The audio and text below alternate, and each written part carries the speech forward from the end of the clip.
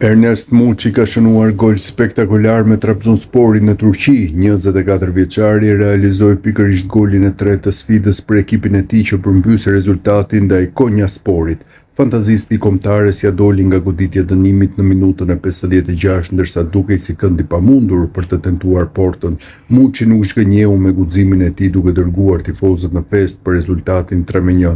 Për Muçin po mbyllet një javë fantastike pasi të hënën realizoi dobët golash ndaj Başakşehirit, kështu u kthye në faktor për Trabzonsporin që siguroi fitoren. Brenda një jave janë 3 gola për ish-lojtarin e Tiranës që më parë kishte pasur pak hapësira. Muçi qëndroni i huazuar te Trabzonspori që gëzon të drejtën e blerjes së kartonit nga Beşiktashi.